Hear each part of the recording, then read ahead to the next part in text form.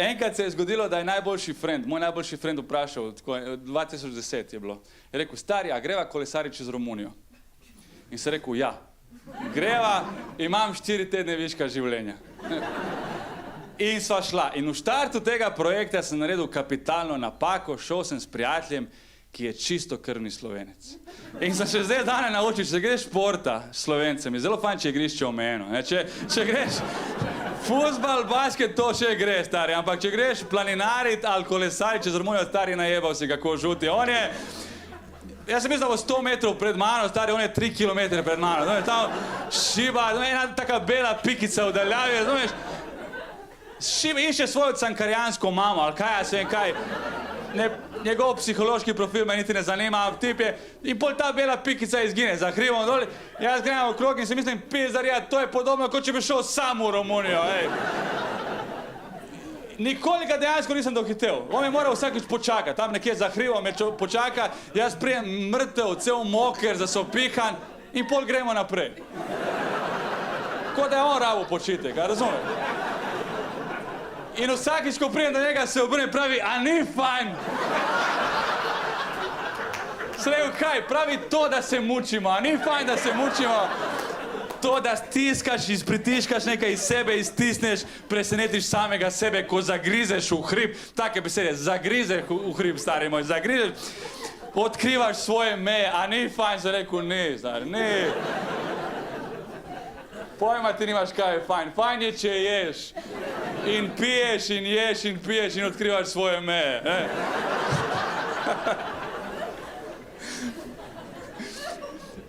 In nisva prekolesarila Romunija 1000 kilometrov, ne vem, če veste, tako počez, in 700 sva naredila, potem sva šla z vlakom. Pa ne zaradi tega, ker ne bi zdržala, ampak telo utrdi, kasneje je lažje, samo treba iti domov delati, zmanjkalo cajta. In on mi je to zameril, on je rekel, zaradi tebe nisem osvojil Romunije. Sem rekel, stari, osvojil Romunijo, dej nekaj, par stoletij si prepozen, sorry, da ti moram povedati. In gledaj to, sem jaz edini član tvoje vojske, nama slabo kaže, osvojiti Romunijo, šel tip. In ta mentaliteta, stari, ta nek gen, ki te sili v Himalajo po nepotrebnem, to meni res ni jasno. Mene je pokalo koleno, razumeš, prav bolelo me, njemu se je zagnojilo, nekaj. Ko sem rekel, kaj je to pravi, nič. Sem rekel, mene boli, pravi, mora boleti. Pa mora, postaje... Mora boleti, ej. In ko rečem Romunija, koliko vas pomisli na Rome? Dajte ustreliti eno cifro, procentualno. Kaj mislite v Romuniji, koliko je Romov? 20%? 40?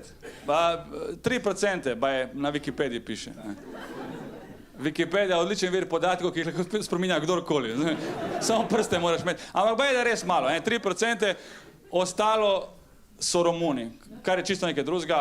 Jaz sem Romune doživel podobne Slovencem, po mentaliteti. Mogoče malo bolj zadržani v štartu, ampak če poči guma, pomagajo.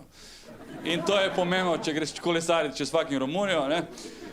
In slabih izkušenj nisem imela ne z Romi, ne z Romuni. Edine cigane, ki sem videl tam, je bilo v Temišvarju, ko sta se peljala mimo enega večjega ogledala.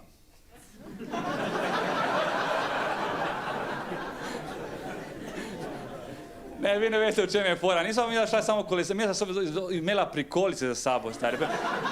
Prikolice z opremo za snemanje, da bomo posnela avanturo, razumeš, 25 kil, stari, in te prikolice je on naredil po načrtu z YouTubea. Ta nivo, razumeš, ta nivo.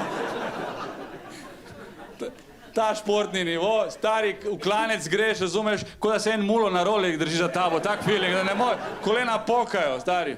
In pol on reče enkrat, a greva jutri čez ta prelaz. In gledam, in je tako, ta črta je bila krajša, ona je bila ful tako bolj zavita in daljša, ne. In sem rekel, ja. Ker po srbo-hrvaško je prelaz, ne, pješački prelaz, to je zebra, to je, stari, klanec za klancem, jaz sem umrl.